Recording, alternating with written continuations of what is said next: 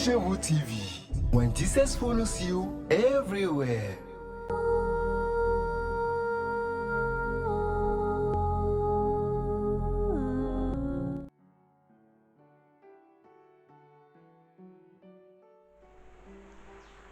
Il y a un temps pour toutes choses, un temps pour pleurer, un temps pour se réjouir, un temps pour semer et un temps pour récolter.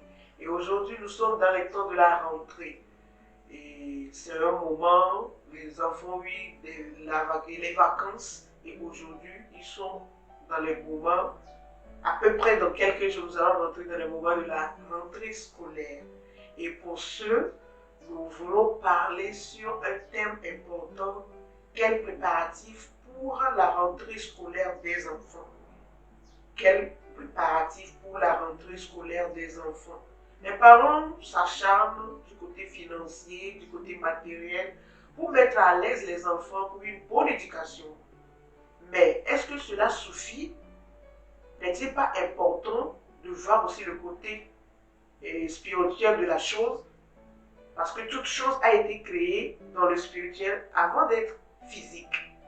Et pour cela, j'ai invité un pasteur de la maison pour nous expliquer. Soyez les bienvenus.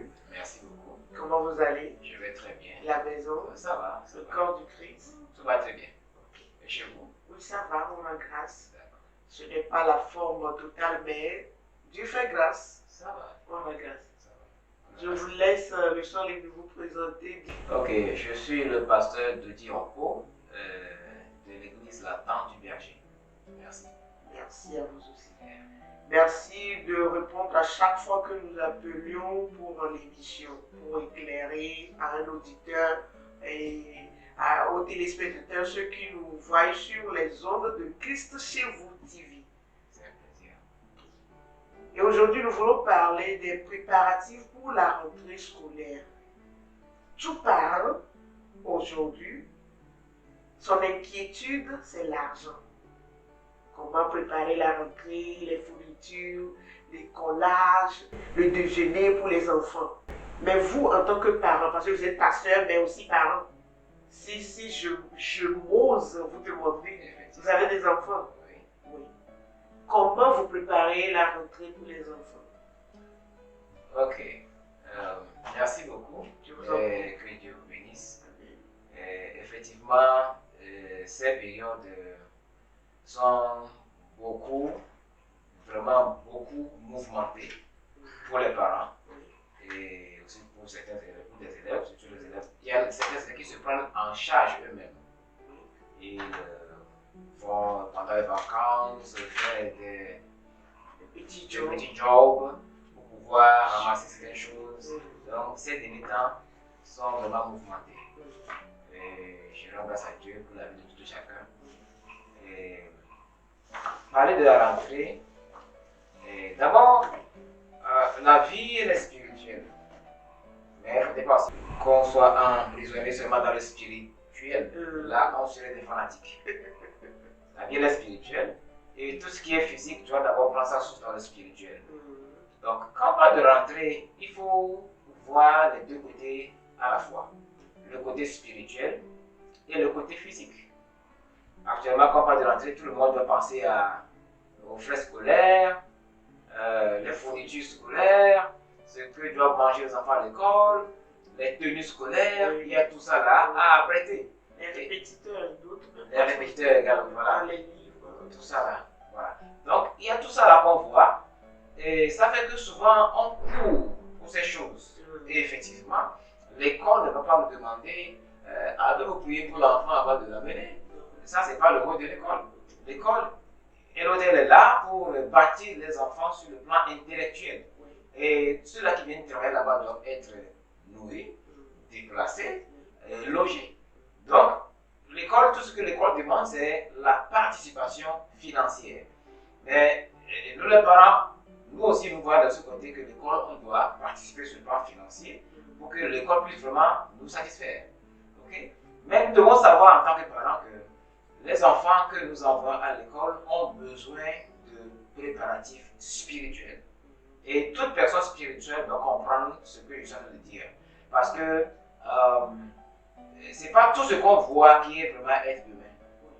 C'est pas tout ce qu'on voit. Toute personne qui a 2 pieds, 2 bras, 2 mains, une tête, 2 yeux, une narine, des oreilles, une bouche qui parle, etc., qui est forcément un être humain. Il y a beaucoup de choses qui circulent maintenant. Donc, ce qui fait que les enfants doivent être préparés spirituellement d'abord, mais au même moment, apprêter les choses qui sont matérielles. Les choses financières, les choses matérielles, on les apprête, mais on n'oublie pas le côté spirituel qui consiste au fait de préparer ces enfants-là, de les apprêter sur le plan spirituel, de prier pour ces enfants, de les amener dans un programme de prière pour les préparer pour cette rentrée qui est déjà là. C'est déjà là, la rentrée est déjà là. Les enfants qui vont bientôt rentrer, tu ne sais pas avec qui va aller s'asseoir dans le ventre, tu ne sais pas la personne qui va enseigner. Il y a tout ça là, tout ce lot-là. Donc, il faut recommander les enfants sous la protection de Dieu. Donc, c'est ce que nous sommes en train de faire. Nous, moi, en tant que parent, j'ai plus le temps de prier avec les enfants. J'ai même pas encore fini. Jusqu'à la rentrée. Même après la rentrée, ça va continuer jusqu'à ce que l'école finisse. Prendre le temps de prier avec les enfants avant de les relâcher. Et aussi, sur le plan matériel, sur le plan financier, apprêter ce qu'il faut aller verser à l'école pour que vous ne soyez pas à la maison et puis les enfants viennent vous retrouver à la maison. Pourquoi? Parce qu'on m'a demandé les frais scolaires, on m'a dit de partir, d'aller prendre ça, de revenir. Donc c'est ça. Vous avez dit quelque chose, tout ce qui a retenu mon attention, que peut-être moi je peux comprendre et d'autres personnes ne peuvent pas comprendre. Vous avez dit préparer l'enfant. Préparer l'enfant. Comment un chrétien peut préparer son enfant sur le plan spirituel? D'accord. Les préparatifs sur le plan spirituel englobent et la parole et la prière. Et quand je parle de prière, la prière est une cérémonie. Hein. La prière, c'est d'ailleurs une cérémonie. C'est-à-dire, la prière, quand on se laisse guider par l'Esprit de Dieu, nous nous rendons compte que la prière n'est pas juste le fait d'ouvrir la bouche, de parler, puis c'est fini. Donc la prière englobe beaucoup de choses que l'Esprit de Dieu peut te mettre sur le cœur de faire. Des fois, vous pouvez prier pour les enfants et Dieu exige que tu fasses des sacrifices d'action de grâce. Vous comprenez? Donc tout ça là, ça se trouve dans la prière. Donc qu'est-ce que nous espérons voir? Quels sont les résultats que nous attendons de voir dans la vie des enfants? Qu'est-ce que nous n'aimerions pas voir? Et qu'est-ce que nous voulons que Dieu fasse dans leur vie? Qu'est-ce que nous voulons que Dieu ajoute? Qu'est-ce que nous avons déjà vu et que nous aimerions que Dieu ajoute et que Dieu élève encore dans la vie de nos enfants? Il y a tout ça que nous mettons sur la table et nous invitons l'Esprit de Dieu à travailler sur ces choses-là dans la vie des enfants. Et il y a même le cas où nous amenons les enfants à dire avec leur bouche certaines choses. Ouais. Les enfants doivent apprendre à déclarer ces paroles qui vont les accompagner. Okay? Parce que ce qui sort de notre bouche est très délicat pour notre vie. Ce que nous disons aujourd'hui, nous allons le vivre demain. Ouais, donc, tout ça, la prière, la préparative et les préparatifs englobent toutes ces choses-là. Les choses que l'enfant doit dire, les prières, les actions de grâce, les sacrifices, et les choses que les enfants doivent dire, les prières, répéter tout ça là. Aussi pour que l'enfant aussi apprenne. Qu'il apprenne à dire, qu'il apprenne à parler, qu'il apprenne à avoir certaines ces mindsets, une certaine mentalité avec laquelle il va rentrer à l'école. Surtout pour ne pas développer la peur en lui. Merci beaucoup. Et il y a une chose aussi, j'aimerais comprendre. Si vous préparez votre enfant, vous avez dit des sacrifices. Je fais un sacrifice, maintenant je dis que mon enfant soit premier. Et que durant toute l'année scolaire, à la fin, il n'a pas eu ce résultat-là. Mais j'ai fait des sacrifices, j'ai dit toutes ces choses-là à Dieu. Et que cela n'arrivait pas dans la vie de l'enfant. Comment peut-on gérer ça? Ok. D'abord, quand on parle de sacrifice, il y a le côté spirituel, il y a le côté physique. Quand on fait le sacrifice, nous devons prier que mon enfant brille à l'école, qu'ils soient parmi les meilleurs.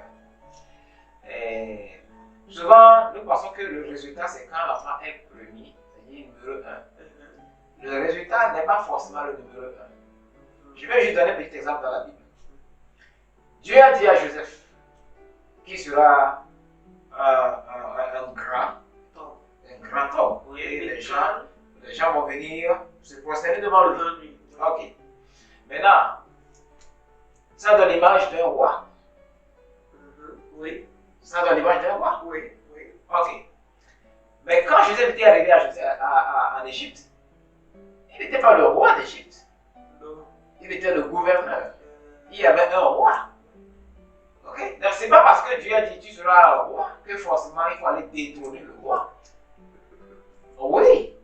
Parce que c'est pas rechercher le numéro 1 qui est important. Non, c'est d'accomplir ce que Dieu a décidé. Maintenant, quand nous prions, nous demandons à Dieu, Seigneur, je veux que mon enfant brille à l'école. Ce sont les pays que nous devons apprendre à faire. Pas que mon enfant soit premier. Premier. Beaucoup de personnes ont été premiers à l'école. Ils sont devenus quoi dans la vie? Voilà. Oui, beaucoup de personnes ont été premiers. Ils sont devenus quoi dans la vie? Donc quand vous suivez ces choses, vous allez vous rendre compte que ce n'est pas le fait d'être premier à l'école qui va faire quelque chose dans la vie de quelqu'un, mais c'est que l'enfant soit intelligent. Parce que il y a des parents qui courent après ces choses-là. Oui, je veux que l'enfant soit premier. Donc que l'enfant soit intelligent. Et que l'enfant soit celui-là que Dieu, et ce que Dieu a décidé qu'il soit. Ok? Donc maintenant, quand je prie pour ça, comme ça pour l'enfant, je m'applique. Et j'apprends aussi à l'enfant à s'appliquer. Il doit travailler, il doit apprendre. Oui. Il doit étudier. On va pas dire que parce que j'ai demandé à Dieu de rendre mon enfant intelligent. Ok, donc c'est bon, il sera intelligent. Ok, va à l'école, tu reviens intelligent. Tu es déjà intelligent. Dis je suis intelligent, et dis je suis intelligent. Non, ça va déjà. Non, il y a des choses à faire. L'enfant doit apprendre à étudier. Il y a un temps, vous venez de le dire, il y a un temps pour tous. Voilà. Donc, il y a un temps pour étudier, un temps pour apprendre. Donc, l'enfant doit apprendre à distinguer dans ces choses-là. Ça, là, c'est le temps pour manger, le temps pour me reposer, le temps pour étudier. Ok? Et bien, des fois, le temps pour s'amuser. Parce que le fait de s'amuser aussi, ça permet à l'enfant de se détendre un peu. Voilà. Donc, il y a tout ça là. L'enfant doit apprendre à scinder ces choses-là. Donc, on va dire seulement, il y a, ok, rentrer. Seigneur, que mon enfant soit premier de la classe. Ok, si l'enfant est premier, est-ce que Dieu s'intéresse à ça que Dieu s'intéresse ou bien à la réussite de l'enfant? Mais il y a certains parents aussi qui sont, je peux dire, trop spirituels, qui forcent leurs enfants tout le temps. Parce que le moment où l'enfant doit apprendre, il dit, il y a étude biblique, parce que c'est ce qu'on nous dit, d'enseigner l'enfant sur la bonne voie, afin qu'il soit grand, qu'il ne s'en détourne pas. Alors quand il est l'heure d'aller à l'étude biblique, il dit, allons-y, mais l'enfant a des leçons à apprendre. Il a des exercices d'application à faire. Mais on dit, allons la prière, allons à ça. Et l'enfant n'apprend pas, il dit, Dieu va le faire. Quel conseil vous pouvez donner à ces parents-là? Ok. Chaque chose a sa place.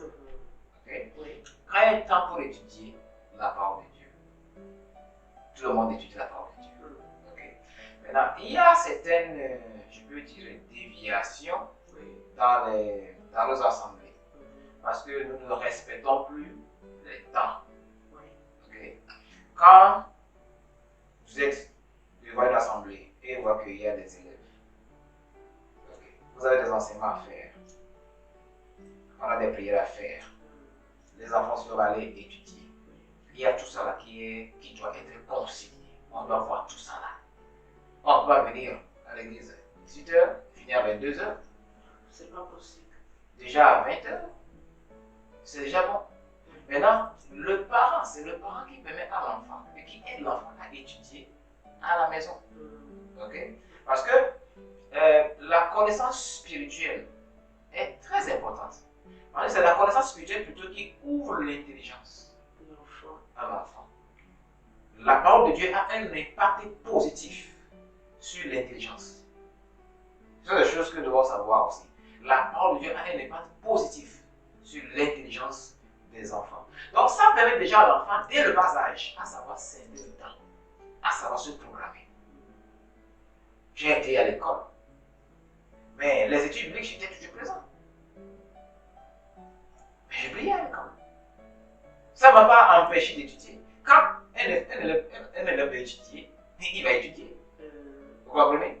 Oui, il va étudier. Quand un élève veut étudier, il va étudier. Ce n'est pas parce qu'il fait 2 heures de temps dans la place de Dieu à l'église que ça va empiéter sur mon programme d'études si je veux étudier. Mais le fait de sacrifier tout le temps qu'on doit utiliser pour étudier à l'église, bien dans un programme de prière, disant que non, Dieu va faire le reste, c'est là où il y a ce qu'on appelle la présomption. On confronte avec la foi. Okay, on dit Dieu va faire, mais en fait, on n'est pas en train de permettre à Dieu de faire. Parce qu'à chaque fois qu'on vient à Dieu, Dieu te demande qu'est-ce que tu as.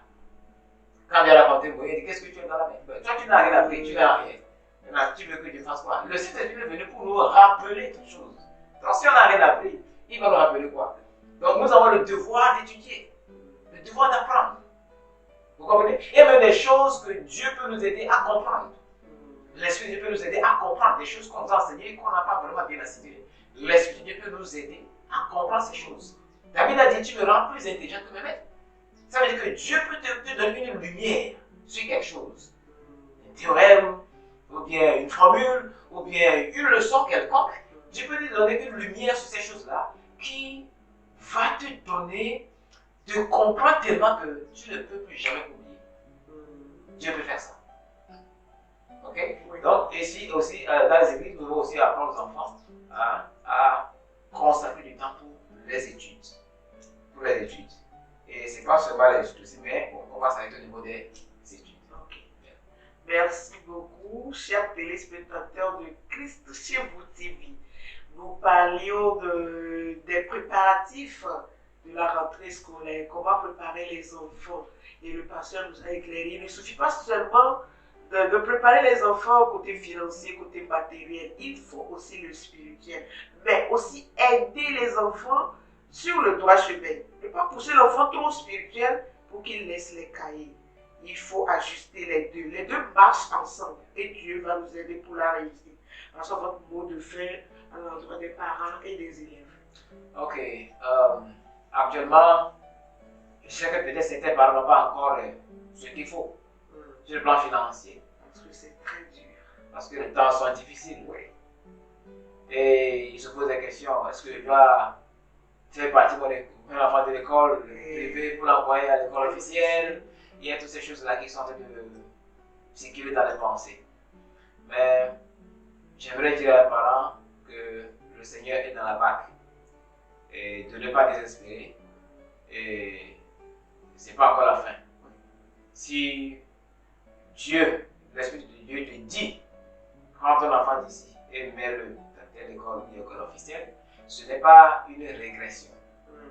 C'est pas que Dieu te dit que tu étais en haut, maintenant tu es tombé. Non. Et si c'est le contraire aussi, il suffit seulement d'obéir à la voix de Dieu. Et prenons le temps de prier pour nos enfants. Les prières qu'on doit faire, c'est maintenant même qu'on doit faire ces prières-là. C'est pas autant les enfants seront vraiment acharnés à étudier, ils ont des tas de leçons. Il faut maintenant commencer par dire, il faut faire le jeûne, il faut faire des fêtes de prière, etc., la répétition. Donc c'est le moment de les préparer avant qu'ils ne rentrent, qu'ils ne commencent le voyage de cette année. Donc j'invite tous les parents et même tous les élèves à rentrer dans cette période-là par la prière. Il nous reste encore quelques jours à rentrer à la prière. Même les débuts de rentrée aussi sont les temps propices pour pouvoir aussi se préparer spirituellement. Parce qu'on n'a pas encore trop de leçons. Donc on peut aussi mettre le paquet. Donc il vaut mieux mettre le paquet. Pour ceux-là qui sont en classe d'examen, mettez le paquet maintenant en prière. N'attendez pas le temps où ce serait chaud pour commencer par chercher maintenant à trouver des temps pour la prière. C'est le temps maintenant de s'investir dans la prière pour pouvoir bien préparer l'année, pour que l'année s'achève en beauté. Donc, je souhaite une bonne rentrée de classe à tous les élèves et de bons préparatifs aux parents. Que Dieu pourvoie, que l'Esprit de Dieu pourvoie, que la provision vous localise là où vous êtes, chers parents. Tous ceux-là qui sont dans les besoins, que la provision de Dieu vous localise à cause du sang de Jésus qui a été versé à la croix, parce que vous êtes enfants de Dieu, parce que vous avez demandé à Dieu, et il a dit, demandez et l'on vous donnera, que la provision de Dieu vous localise. Que le Seigneur vous bénisse au nom de Jésus-Christ. Amen. Amen. Merci, pasteur, pour l'invitation. Je vais vous demander une fois encore de prier pour tous les parents et pour tous les élèves, parce que le monde est vraiment dangereux. Que la protection de Dieu soit sur les enfants et les parents. Ok, nous allons prier pour les parents, pour les enfants. La Bible dit que c'est en vain Psaume 127, verset 1, c'est en vain que le bâtisseur bâtit, si l'Éternel ne bâtit. Et c'est en vain que le sentinelle veille, si l'Éternel ne garde la ville. Il dit en vain vous levez vous matin, vous couchez vous dans la nuit, et mangez vous le pain de douleur. Il dit l'Éternel en donne autant à ses bien-aimés pendant leur sommeil. Je prie pour tous les enfants, au nom du Seigneur Jésus-Christ. Je demande que l'Esprit de Dieu puisse les protéger. Que la présence de Dieu les garde et les préserve. Que tous ceux qui seront envoyés dans des écoles, particulièrement ou bien spécialement à cause de ces enfants, pour pouvoir les attaquer spirituellement, pour les détruire, je prie que tous ces projets-là soient annulés au nom du Seigneur Jésus-Christ. Car il est dit que nous allons marcher sur le lion, nous allons fouler le lion et marcher sur l'aspic. Et ces choses-là ne vont pas nous faire du mal. Nous allons marcher sur les serpents, sur les scorpions et sur toute la puissance du diable. Et rien ne nous fera du mal. Que cela soit la portion de tous nos enfants au nom du Seigneur Jésus-Christ. Que tous les plans qui seront faits dans l'école, dans les classes, que ces plans-là soient toujours voués à l'échec au nom du Seigneur Jésus-Christ. Je prie maintenant pour tous les parents qui jusqu'à présent sont en train de demander à Dieu la provision. Je prie que les anges de Dieu soient mouvementés maintenant, que les anges soient maintenant mis en branle et que les choses, que les ressources matérielles, les ressources financières soient maintenant transportées jusqu'aux parents au nom du Seigneur Jésus-Christ. Je déclare cette année une année de réussite pour les enfants, une année d'exploit pour les enfants, une année de joie, une année de récompense au nom du Seigneur Jésus-Christ. Amen. Amen. Que Dieu vous bénisse. Qu'il vous bénisse aussi. Merci, pasteur. Merci pour tout. Chers téléspectateurs, nous sommes arrivés à la fin de notre émission. Comment préparez-vous spirituellement pour vos enfants? Parents, c'est très important. Préparez vos enfants spirituellement pour que l'année scolaire soit une joie, une grâce pour tout le monde. Que Dieu vous bénisse et prenez soin des enfants parce qu'ils sont la relève de demain. Que Dieu vous bénisse. À la prochaine. Bye bye.